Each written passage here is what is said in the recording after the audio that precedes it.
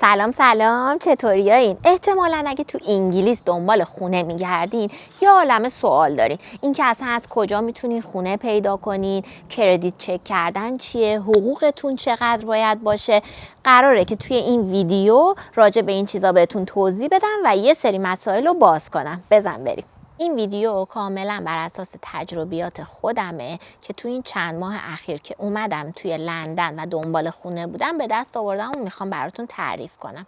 الانم مارچ 2025 هستیم. برای اینکه خب ممکنه قوانین عوض بشه گفتم اینم بگم که بدونیم. حالا همه اینا که من دارم میگم راجع به لندنه، به خاطر اینکه خب من تو لندن دنبال خونه بودم.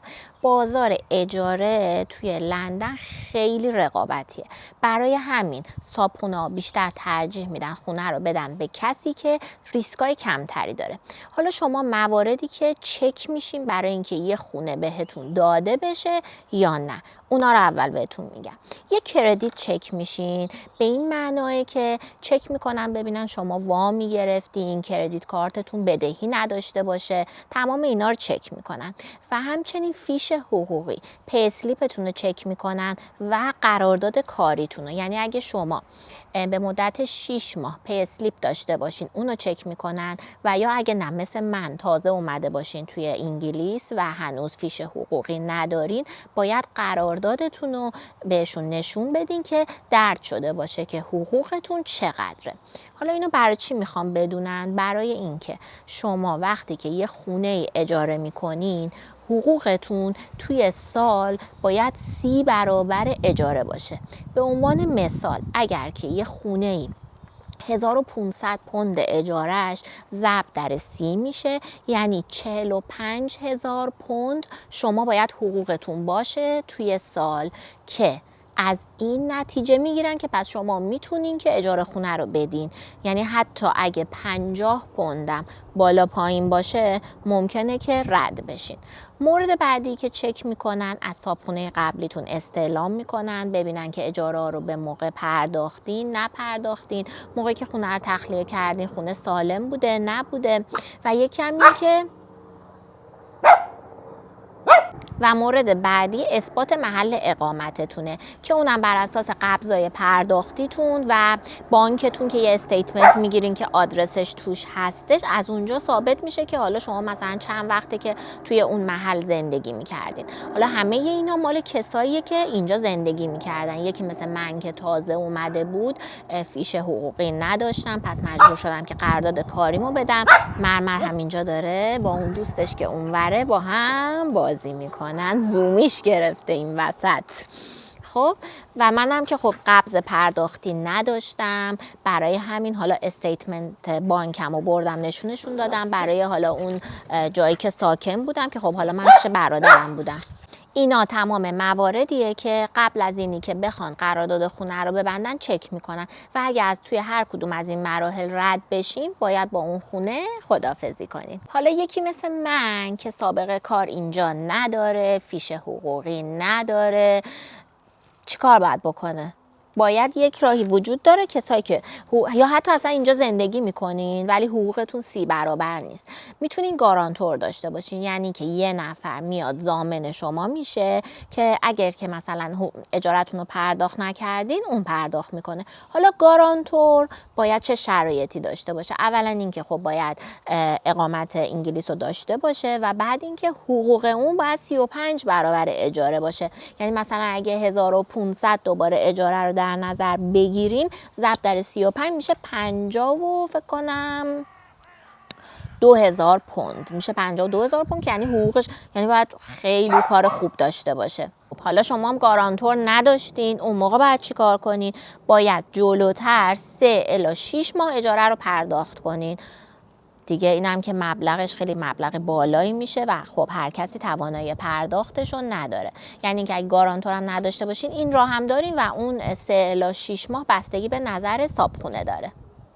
وقتی که از شما میخوان که این مراحل رو برن جلو، همچنین از شما میخوان که شما ثابت کنین که به صورت قانونی توی انگلیس هستین و در این صورت باید برین توی سایت gov.uk و توی قسمت ای ویزاتون یه چیزی داره به عنوان شیر کد که شیر کد هم میتونین اجازه کارتون، هم مدل اقامتتون و همچنین اجازه اینکه خونه اجاره کردن توی انگلیس دارین و از توش یه کدی بهتون میده. اون کدو برمیدارین و میدین حالا به همین مسکن یا هر خود صاحبخونه اگه بخواد چک کنه همراه با تاریخ تولدتون. وقتی که این کدو با تاریخ تولدتون توی اون سایت بزنه، تمام اطلاعات شما میاد بالا که با چه ویزایی اینجا هستین، اجازه کار آیا دارین یا ندارین و اینی که اجازه اجاره خونه دارین یا ندارین. و این مرحله هم جزو چکاییه که میکنن قبل از اینکه بخوان با شما قرارداد خونه رو ببندن. برای مواقعی بودش که شما یه خونه ای رو پسندیدین، میخواین حالا با اونا چک کنین که ببینن که کردیت شما اوکی یا نه، خونه رو میدن بهتون یا نه. حالا اصلا از کجا شما باید خونه رو پیدا کنین؟ بهترین راهش که اینجا خیلی بابه و همه استفاده میکنن از اپلیکیشن هاست. اپلیکیشنی مثل رایت موو، زوپلا، اوپن رد و اسپرروم. خب شما وارد این وبسایت ها میشین که هم وبسایت دارن هم اپلیکیشن دارن. قیمتی رو که میخواین میزنین که مثلا من اجاره تا انقدر میخوام و بعدش محله رو انتخاب میکنین. دیگه میزنین که فرنیش باشه، آن فرنیش باشه، لوازم داشته باشه، نداشته باشه، سمی فرنیش باشه که مثلا فقط یخچال و گاز و اینجور چیزا رو داره. میزنین انتخاب میکنین. خب حالا مثلا بخوام براتون اپلیکیشن زوپلا رو نشون بدم که چجوری دنبال خونه بگردین. اپلیکیشن رو باز میکنین، میرین مثلا محله ای رو که میخواین مینویسین، به عنوان مثال فینچلی. اینجا میزنین برای تورنت سرچ، میزنین که مثلا فقط این منطقه رو بگرده تا 1/4 مایلیش رو بگرده. من میزنم که این منطقه فقط. خب میگه که حالا چند تا اتاق داشته باشه. میزنم که ماکسیموم 1 اتاق داشته باشه. بعد قیمت رو میخواد، میزنیم که ماکسیموم 1500. میگه که چند وقت اضافه شده به اپلیکیشن که حالا ایناش مهم نیست. اویلیبیلیتیشو میگه که مثلا به سرعت موجود باشه، توی 1 ماه آینده باشه. ما میزنیم که به سرعت موجود باشه. اینجا میزنیم که فرنیشت باشه، آن فرنیشت باشه، پارت فرنیشت باشه. میزنیم فرنیشت. بعد تو این قسمت هم میگه که خونه چه شکلی باشه، مثلا فلت باشه، حیاط داشته باشه، چه جوری باشه، هاوس شیر باشه نباشه. من میزنم که هاوس شیر نباشه، استودنت اکومودیشن نباشه. دیگه گاردن مثلا داشته باشه نداشته باشه، پارکینگ داشته باشه نداشته باشه، بالکن. دیگه پت، اجازه پت داشته باشین یا نه. بعد همین اپلای فیلتر رو میزنین. با توجه به اینکه پت و اینا بود 25 تا برامون آورد که به عنوان مثال این مثلا 1500 تا اجارشه. دیگه هم میتونه فرنیش باشه هم آن فرنیشت باشه. اینجام که نقششه میتونین ببینین که کجا قرار داره. نزدیکترین مترو بهش مترو میل هیله. 31 مارچ اویلیبل میشه. خب اینجا یا میتونین تماس بگیرین که تماس میگیرین و اون سوالا رو جواب بدین، یا میتونین ایمیل بزنین صبر کنین که تا اونا باهاتون تماس بگیرن. هر کدوم هم خوشتون اومد میتونین این قلبو بزنین و میره توی سیواتون. راه بعدیش هم اینه که شما مستقیم با آژانس‌های مسکن در ارتباط باشین. اینجا انقدر عرف نیستش که مثل ایران مثلا برین هی املاک‌های مختلف بگین آقا من دنبال همچین چیزی هستم و اینا. اکثرشون وبسایت دارن. معروفاش هم مثلا فاکستون و دکسترز و ایناست. خب میرین داخل وبسایت میشین همون جوری مثل روال اپلیکیشن ها، رنج قیمتتون رو انتخاب میکنین و اینا همه رو میزنین، خونه ها رو میاره، شما اپلای میکنین و از مسکن با شما تماس میگیرن. حالا قسمت سخت ماجرا، چه از توی اپلیکیشن خونه پیدا کنین، چه آژانس املاک مستقیم برین، اولا که در انتها گفتم که یه سری ازتون اطلاعات میخواد و بعد دوباره این خانم یا آقای محترمی که با شما تماس میگیره سوال ازتون میپرسه: چند نفرین؟ مشغول چه کاری هستی؟ درآمدت چقدره؟ الان کجا ساکنی؟ چرا میخوای خونه تو عوض کنی؟ خونه جدیدی که میخوای بری چه چیزایی توش برات مهمه که داشته باشه؟ مثلا آشپزخونه‌اش بزرگ باشه، کمد داشته باشه. این سوالا رو ازتون میپرسن، توی سیستم میزنه. اگر که کارشو خوب بلد باشه اینا رو تو سیستم سیو میکنه و اگه شما مجددا با همون شماره‌ای که تماس گرفتین مثلا دوباره زنگ بزنین به دکسترز، تمام اطلاعات شما میاد بالا. اما برای خود من پیش اومده که مثلا من چند بار زنگ زدم یه املاکی خاص ولی دوباره این اطلاعات رو من گرفته از اول. چند نفرین؟ کارت چیه؟ یعنی همه اینا رو باید توضیح بدی دوباره. حالا یکی دوتا هم نیستش که شما هر خونه‌ای که زنگ میزنین مثلا بالغ بر 20 تا آژانس اینا رو دارن، همه رو باید از اول توضیح بدی و بعد بهت میگه که باشه حالا من صحبت میکنم باهات هماهنگ میکنم. دوباره تماس، دوباره یه روزی رو اون اعلام میکنه، یه روزی رو تو اعلام میکنی. یعنی اصلا مثل ایران نیستش که اتفاقا اون املاکیه خیلی مشتاق باشه تو رو ببینه و بخواد بگه وای بیا بریم همین الان برات 10 تا خونه رو آماده میکنم نشونت میدم. یعنی تو یه روز فقط تو رو میبره یه خونه نشونت میده، تمام. بعد همین دیگه، یعنی همش باید بری بیای، خیلی وقت تو میگیره، هر کدومش یه جای شهر. حالا اگه خوشت اومده باشه خیلی مرحله سختیه، واقعا این مرحله سخته و من میتونم بگم که توی 1 ماه شاید بالغ بر 30 تا خونه من دیدم. این خونه ها رو که دیدم، حالا اون قسمت وقتش که خب لندن یه شهر بزرگه، هر جاش میخوای بری، از این ور میخوای بری اون ور، کم 1 ساعت تو راهی، علاوه بر وقتی که میذاری هزینه. یعنی میتونم بگم برای این 30 تا خونه اینایی که دیدم شاید 300 پوند فقط هزینه کرایه راه هم شد که تو این 1 ماه برم و بیام. و واقعا میتونم بهتون بگم یه روزایی توی نوت گوشیم قشنگ نوشته بودم ساعت 12 این پست کد، آدرس این، ساعت نمیدونم 3 اونجا، ساعت 5 اونجا و همه هم باید سریع اقدام کنی. اینجوری نیست که یه خونه خوشت بیاد بگی حالا باشه. حالا براتون یه چیز جالب تعریف کنم.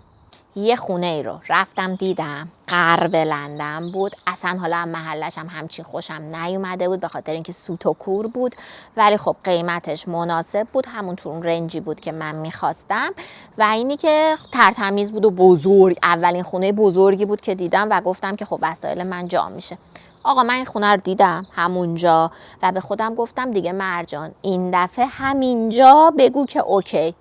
همونجا من به طرف گفتم اوکی و اینا، نشستم توی اتوبوس که بیام به سمت خونه.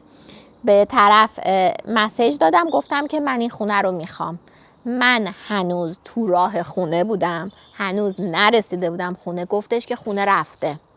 یعنی فکر کنم برای هر یک مسکن 5-6 تا متقاضی هست. یعنی شما نمیدونین چند تا خونه من خوشم اومد. مثلا می اومدم میگفتم میخوان، میگفتش که مثلا 3 تا آفر هست روی این خونه و مثلا به من نمیدادن. خب به خاطر اینکه کردیت من خب خوب نیست دیگه، به خاطر اینکه تازه اومدم.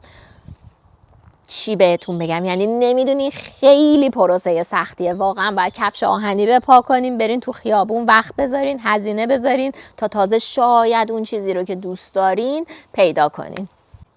یه مورد دیگه هم که باید حواستون باشه اینه که این 1500 پول اجاره‌ای که میگه فقط اجاره است و شامل قبضا و کانسیل تکس و اینا نمیشه و اینا خب توی انگلیس خیلی قیمتش بالاست. مثلا برق و گاز براتون ممکنه ماهی بین 60 تا حتی 200 اگه خیلی مصرفتون بالا باشه در بیاد. پول آب بین مثلا 30 تا 60 و دیگه بهتون بگم اینترنت هم از 20 شروع میشه تا 60. همه اینا بستگی داره از کدوم حالا شرکت بگیری، چه سرعتی و اینا.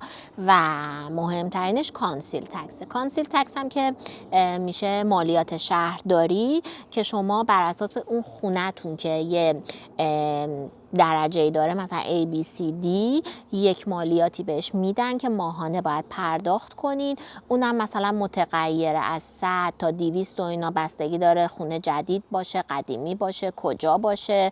برای همه اینا متغیره. یه هزینه هم باید برای اون بذارین. یعنی به طور متوسط میتونم بگم که علاوه بر اجارتون بین 300 تا 350 هم باید برای این قبضاتون بذارین کنار.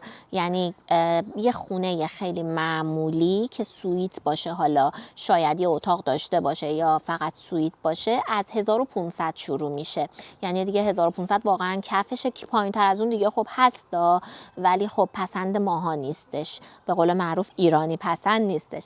ولی خب با 1500 میتونین یه استودیوی قشنگ پیدا کنین ترتمیز، یا اینی که یه خونه تک خوابه اوکی، و اینی که ولی باید مثلا بدونین که 1800 تا شما باید داشته باشین، 1800 1850 بعد آخر ماه برای اون خونه بدین.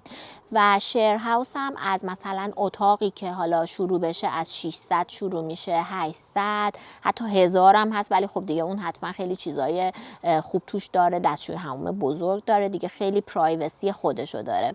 خلاصه که اینم از این. اگه دانشجو هستین کانسیل تکس شاملتون نمیشه و اگرم مجرد زندگی میکنین 25% تخفیف دارین. یه گزینه دیگه هم برای اونایی که اول وارد انگلیس میشن و هنوز حالا همه چیشون بر طبق روال نیست، اینه که برن توی شیر هاوس زندگی کنن، که اونم میتونین از اپلیکیشن اسپیر روم استفاده کنین. یکی از اپلیکیشناش که خب خیلی خوبه اینه.